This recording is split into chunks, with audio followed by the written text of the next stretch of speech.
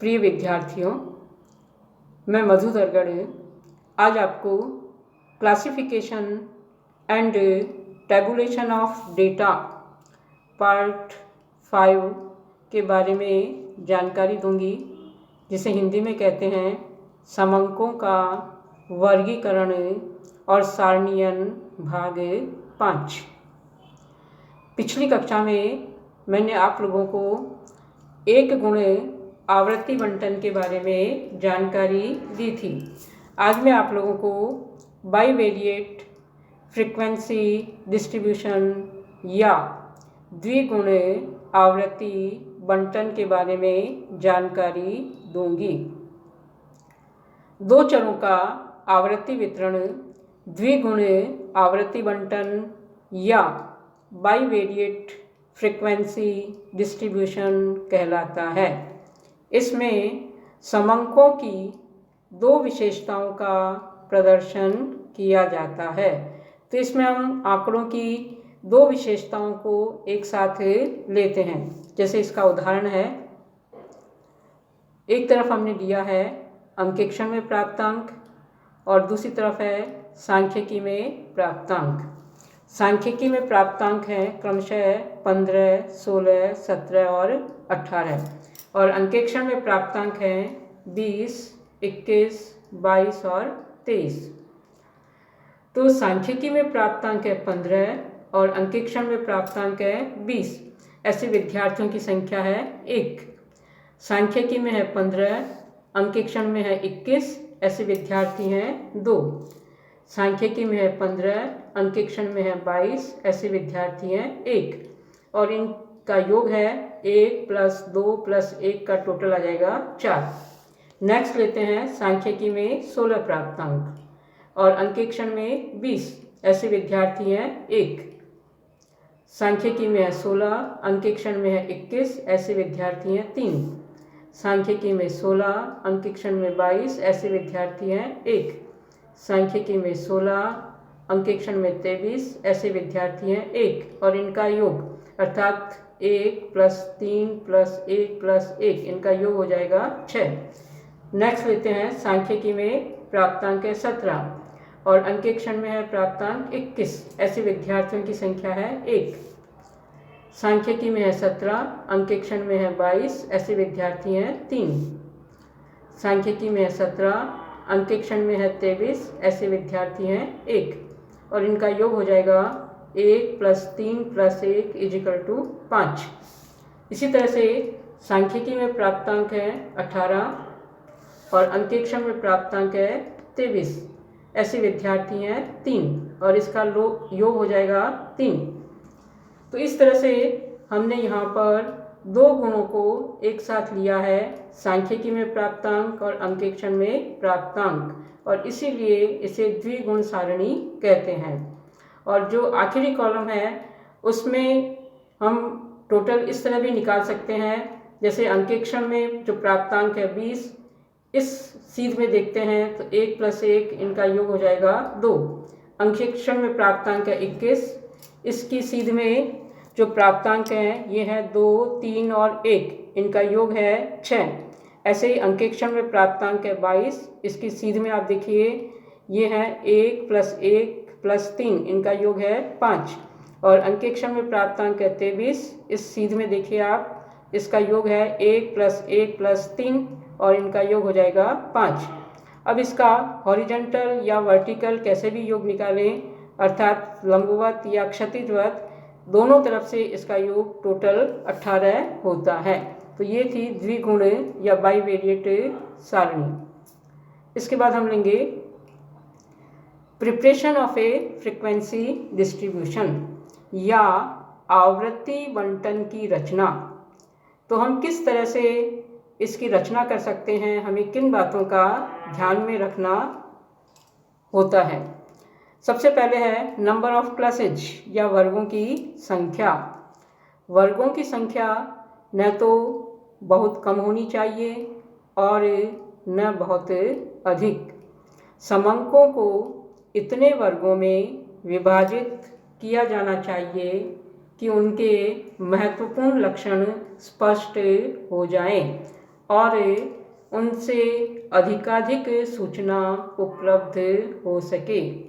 इसके लिए सर्वप्रथम चर मूल्यों का विस्तार या रेंज ज्ञात करनी चाहिए, और विस्तार ज्ञात करने का सूत्र है अधिकतम मूल्य माइनस न्यूनतम मूल्य। एक बार पुनः समझ लीजिए आप, विस्तार या रेंज इजिकल टू अधिकतम मूल्य माइनस न्यूनतम मूल्य, जो कि बराबर है L माइनस S के। L है लार्जेस्ट वैल्यू अर्थात अधिकतम मूल्य, S है स्मॉलेस्ट वैल्यू अर्थात न्यूनतम मूल्य। इसके बाद वर्ग अंतराल या क्लास इंटरवल का निर्धारण करना होता है। तो number of classes is equal to range upon class interval, या वर्गों की संख्या बराबर वर्ग विस्तार अपॉन वर्ग अंतराल के। इसके बाद दूसरा है साइज ऑफ क्लास, या वर्ग विस्तार या वर्ग अंतराल। तो वर्ग विस्तार समंकों के अधिकतम व न्यूनतम मूल्यों के अंतर और वर्गों की संख्या पर निर्भर होता है। इसका सूत्र है साइज ऑफ क्लास या class interval is equal to range upon number of classes. I बराबर है largest value minus smallest value upon number of classes, क्योंकि अभी आपको बताया था कि रेंज बराबर होती है largest value minus smallest value के। तो आई बराबर हो जाएगा L minus S upon N, जहाँ L है लार्जेस्ट वैल्यू, माइनस S है स्मॉलेस्ट वैल्यू, और n है नंबर ऑफ क्लासेज या वर्गों की संख्या। तो इस तरह से वर्ग विस्तार बराबर है अधिकतम मूल्य माइनस न्यूनतम मूल्य अपॉन वर्गों की संख्या के। जैसे इसका उदाहरण है, यदि 50 मजदूरों की मजदूरी दी हुई है, यदि अधिकतम मजदूरी 100 रुपये तथा न्यूनतम मजदूरी 20 रुपये है, और उसे हम 8 वर्गों में विभाजित करना चाहते हैं, तो वर्ग विस्तार निम्न प्रकार से ज्ञात किया जाएगा। I बराबर L minus S upon N. L है लार्जेस्ट वैल्यू अर्थात अधिकतम मूल्य और अधिकतम मजदूरी है 100 रुपये। S है स्मॉलेस्ट वैल्यू या न्यूनतम मजदूरी, ये है 20 रुपये। यहाँ वर्गों की संख्या है n जो कि 8 है। इन वैल्यूज को सूत्र में रखेंगे तो ये हो जाएगा I बराबर 100 माइनस 20 अपॉन 8, जो कि बराबर है 80 अपॉन 8, जो कि बराबर है 10 के।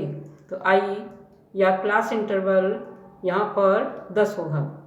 इसके बाद तीसरा है डिटर्मिनेशन ऑफ क्लास लिमिट्स या वर्ग सीमाओं का निर्धारण।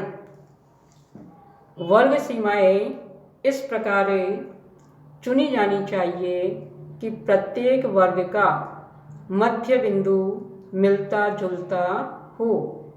वर्गांतरों की निचली और ऊपरी सीमाएं स्पष्ट और यथासंभव पूर्णांकों में होनी चाहिए। उनका निर्धारण इस प्रकार किया जाना चाहिए कि प्रत्येक इकाई का किसी न किसी वर्ग में समावेश हो। उस वर्ग का मध्य मूल्य तथा उसमें आने वाली इकाइयों के मूल्यों का औसत माप लगभग बराबर होना चाहिए। इसके बाद चौथा है determination of frequency of each class limit या प्रत्येक वर्ग की आवृत्ति का विन्यास। ये बहुत ही महत्वपूर्ण है क्योंकि इस पर परीक्षा में प्रश्न कई बार पूछे गए हैं कि हम आवृत्तियों का विन्यास किस प्रकार से करें।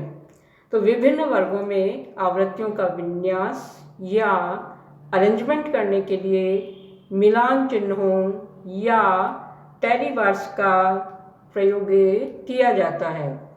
प्रत्येक वर्ग में आने वाले एक पद या इकाई के लिए एक तिरछी रेखा या टैली उस वर्ग के सामने लगा दी जाती है। पांचवी इकाई के लिए पिछली 4 रेखाओं को काटती हुई विपरीत रेखा लगा दी जाती है। जैसा कि आप चित्र में देख रहे हैं कि 4 सीधी रेखाएं हैं और पांचवी रेखा उनको क्रॉस करती हुई हम लगा देते हैं। तो ये रीति अनुमेलन विधि फॉर एंड क्रॉस मेथड कहते हैं। अंत में इन रेखाओं को गिनकर वह संबंधित संख्या या आवृत्ति या फ्रीक्वेंसी संबंधित वर्ग के सामने लिख दी जाती है। तो इस प्रकार मूल्यों या वर्गों और उनकी आवृत्तियों के क्रमबद्ध विन्यास को आवृत्ति बंटन या फ्रीक्वेंसी डिस्ट्रीब्यूशन कहते हैं। तो इस तरह से प्रत्येक वर्ग के सामने एक रेखा बना दी जाती है और 4 रेखाओं के बाद में 5वीं रेखा इनको क्रॉस करते हुए लगाई जाती है और अंत में इन रेखाओं को गिन करके हम उनकी आवृत्ति या फ्रीक्वेंसी निकाल सकते हैं। इससे संबंधित जो सवाल है मैं आपको अगली कक्षा में बताऊंगी।